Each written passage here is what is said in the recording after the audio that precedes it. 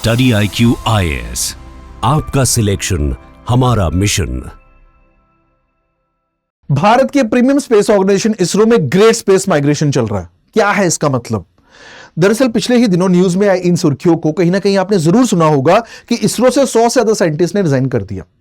इन्होंने रिजाइन करने के बाद स्पेस सेक्टर में ही प्राइवेट कंपनीज को ज्वाइन भी कर लिया। और ये जो नंबर है 100 से 120 का, ये बहुत बड़ा आंकड़ा है। इसरो को एक बहुत बड़ी भारी भरकम चोट है, क्योंकि इतने साइंटिस्ट ने सालों के दरमियान नहीं, एक ही साल के भीतर 100 से ज्यादा साइंटिस्ट ने रिजाइन किया है।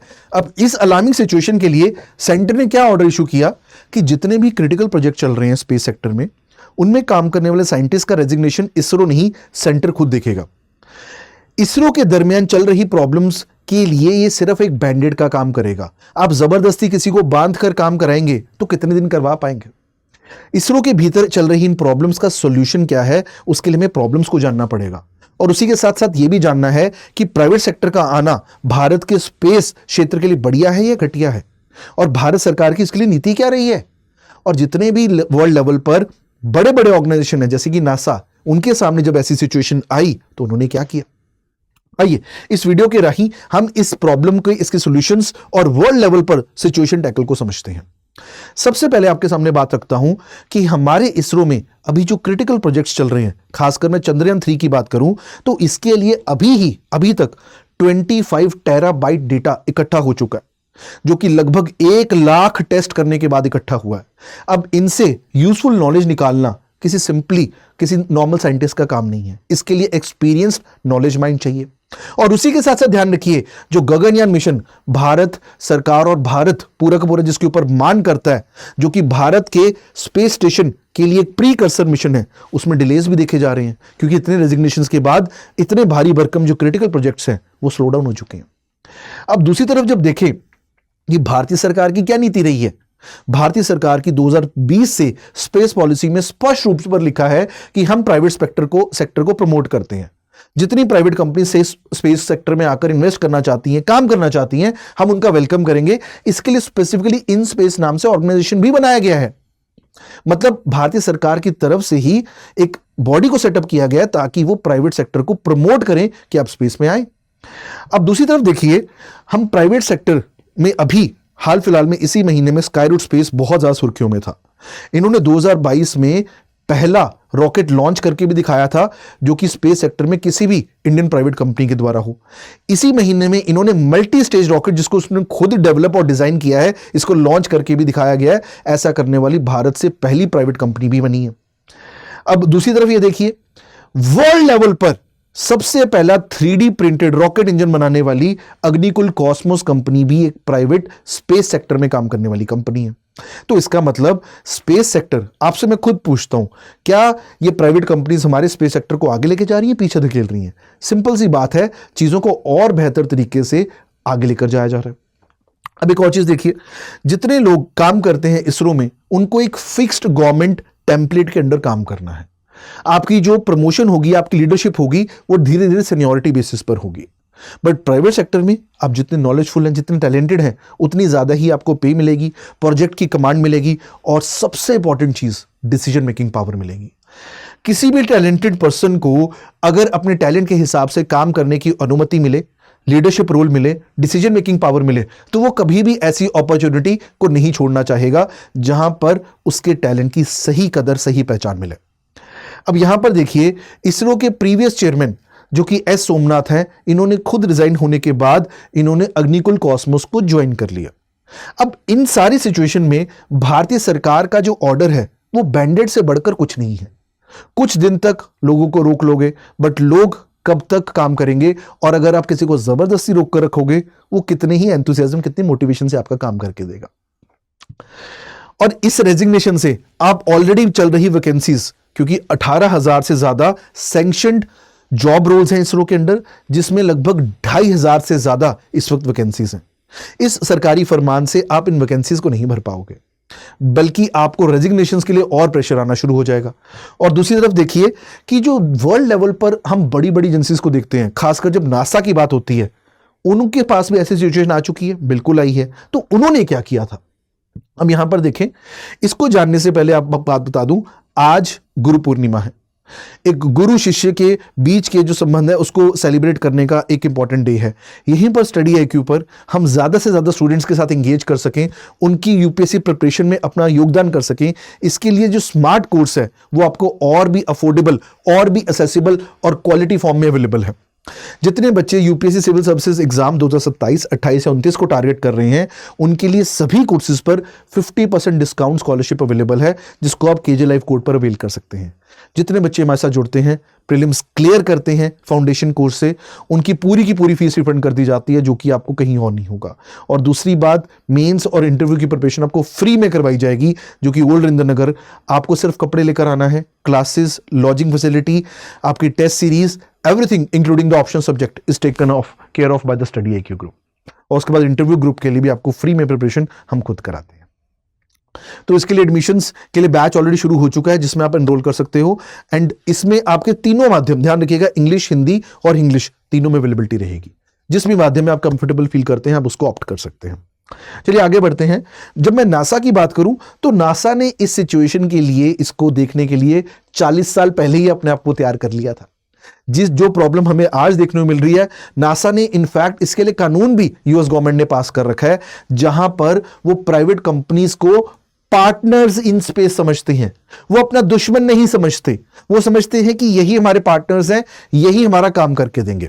या ध्यान से देखिए, जहां पर हम बात करते हैं कि नासा को जब इस सिचुएशन को देखना पड़ा कि स्पेस सेक्टर की डेवलपमेंट के लिए, रिसर्च के लिए जब प्राइवेट ऑर्गेनाइजेशन भी आगे आ रहे हैं, तो मुझे इनके साथ कैसे डील करना है।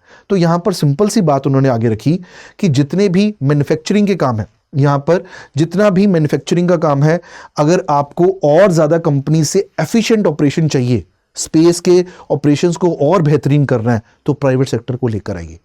अब जब प्राइवेट सेक्टर आ जाता है तो उसको लेकर कैसे आ जाता है? एक फिक्स्ड प्राइस मॉडल पर। मतलब प्रोजेक्ट है, वहां पर नासा प्रोजेक्ट की कॉस्ट एस्टिमेट कर लेता है और उस कॉस्ट को एक फिक्स्ड ब्रैकेट में लेकर आया जाता है कि जो प्राइवेट कंपनी इसको इस फिक्स्ड प्राइस में एग्जीक्यूट कर सकती है वो आगे आए। उससे प्राइवेट कंपनीज को मोटिवेशन भी मिलता है, उनको एक प्रेडिक्टेबिलिटी मिलती है कि इतने कॉस्ट के अंदर अंदर हमें काम खत्म करके देना है। अगर उससे कुछ बेटरमेंट है तो नासा उनकी खुद हेल्प करता है। ये कैसे करता है मैं आपको समझाता हूं। यहां पर नासा का फोकस व्हाट पर है, हाउ पर नहीं है। व्हाट माने क्या करना है हमें इस प्रोजेक्ट में, मतलब मुझे इस प्रॉब्लम के लिए इस प्रोजेक्ट को लेकर आना है। अब ये कैसे लेकर आना है वो प्राइवेट सेक्टर देखेगा, उसके लिए कॉस्ट नासा डिसाइड करके दे देगा। दूसरी बात पे ध्यान दीजिएगा, यहां पर नासा एक इन्वेस्टर मॉडल को भी फॉलो कर रहा है साथ ही, क्योंकि प्राइवेट सेक्टर जो है, जो स्पेस में एंटर कर रहा है, उसको शायद इस बात पे भरोसा नहीं होता कि मेरा कितना पैसा लग जाएगा। तो नासा एक सीड कैपिटल पहले खुद डाल देता है। मतलब जब हम खेती बाड़ी करते हैं, एक सीड डालना होता है, बोना होता है, जिसके बाद बीज निकलेगा। तो यहां पर नासा खुद कुछ कैपिटल पहले प्रोवाइड कर देगा। उस कैपिटल के फॉलोअप में प्राइवेट सेक्टर आता है, पूरे के पूरे मिशन को एग्जीक्यूट करता है और उसको कंप्लीट करके हैंड ओवर कर जाता है। अगर उसको कैरी ओवर भी करना है तो उसके लिए भी कॉस्ट है जो प्राइवेट सेक्टर पे कर सकता है। अब इस पूरे के पूरे मॉडल में अगर हम देखें, नासा की फंडिंग में से, जो कि अगर हम मान लें 100 रुपए की फंडिंग है, 85 रुपीज वो प्राइवेट सेक्टर के साथ कॉन्ट्रैक्ट्स में स्पेंड करते हैं। मतलब नासा इस बात को प्रमोट करता है कि प्राइवेट सेक्टर तुम आगे आओ, तुम ये काम करके दो, हम तुम पे पैसे दे रहे हैं, काम करके दो।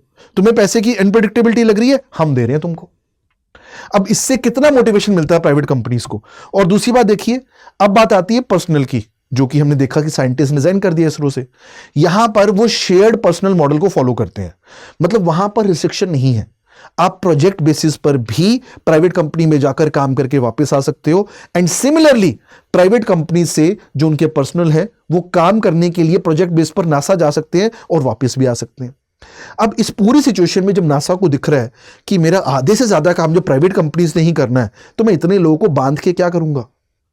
और इसके साथ साथ जो लोग नासा में काम कर रहे हैं, उनको पैसे भी अपने काम के रिक्वायर्ड और मन पसंदीदा दिए जाते हैं। ऐसा कभी उनको घुटन महसूस नहीं होती कि नासा में काम करके मुझे पैसा कम बनेगा या प्राइवेट कंपनी में जाकर ज्यादा बनेगा। तो इस शेयर मॉडल के चलते नासा वर्ल्ड लेवल का एक प्रीमियम स्पेस ऑर्गेनाइजेशन है, जिसको सभी के सभी देश के स्पेस ऑर्गेनाइजेशंस इंक्लूडिंग इसरो एक रोल मॉडल की तरह दिखते हैं। अब यहां पर एक और चीज देखिए, अब इस पूरे मॉडल में नासा को क्या सक्सेस मिली है। दुनिया में हर साल सबसे ज्यादा स्पेस लॉन्चेस नासा करता है। 190 के आसपास की फ्रीक्वेंसी है इनकी हर साल लॉन्च करने की। मतलब इनका मॉडल जो कि 40 साल से चला रहे हैं, ये कामयाब है। और यहां पर जब हम टैलेंट की बात करते हैं, टैलेंट को आप जबरदस्ती बांध कर नहीं रख सकते। तो इसरो को प्राइवेट कंपनीज के साथ कोएग्जिस्ट करना है। आपको उनको रिक्वायर्ड जो उनकी सैलरीज हैं, उनके लीडरशिप रूल्स हैं, उनको वापस देखना पड़ेगा, क्योंकि जो ब्यूरोक्रेटिक स्ट्रक्चर यहां पर बनाया गया है वो इसरो में नहीं चल पाएगा। रिसर्च और टैलेंट ऑर्गेनाइजेशंस में we can not follow hierarchy for long. इसको हमें ब्रेक करना पड़ेगा, हमें टैलेंट बेस्ड रेसिग्नेशन देना ही पड़ेगा। अब यहां पर देखिए, इसमें इंपॉर्टेंट है कि जो कैपिटल इसरो को दी जाती है, जो पैसा पहुंचाया जाता है, आपको उससे ज्यादा देना पड़ेगा। अगर आपको इसरो को अब इस लेवल से ऊपर उठाना है तो आपको इसरो की फंडिंग बजट बढ़ाना पड़ेगा और उस बजट में से साइंटिस्ट को दिए जाने वाली सैलरी कॉम्पेंसेशन को और ज्यादा बढ़ाना पड़ेगा। तभी आप उनके रेजिग्नेशन को ऑटोमेटिकली रोक सकते हैं। इसके लिए आपको पाबंदी नहीं लगानी पड़ेगी। और दूसरी तरफ जरूर देखिए कि जो वैकेंसीज हैं, खासकर 14% वैकेंसीज की बात की, उनको भी भरा जाएगा साथ ही साथ। अब जो प्रॉब्लम जिसको हम देख रहे हैं, एक्चुअली वो प्रॉब्लम नहीं है, वो अवसर है। जहां पर आप को शेयरिंग मॉडल को लेकर आएंगे तो आप पब्लिक और प्राइवेट सेक्टर मिलकर भारत के स्पेस को, जिसकी आज वैल्यूएशन की बात करें तो जरूर मांगा जाता है कि आने वाले 2030 तक स्पेस सेक्टर की जो वैल्यूएशन है वो 5 गुना हो जाएगी। वो तभी हो पाएगी। आप लोगों को जबरदस्ती रोकेंगे, नहीं हो पाएगा कभी। और दूसरी बात देखिए, यहां पर जिस तरीके से नासा काम करता है कि हाउ पे काम नहीं, वट पे करिए। हाउ की जिम्मेदारी आप प्राइवेट सेक्टर पर छोड़ दें।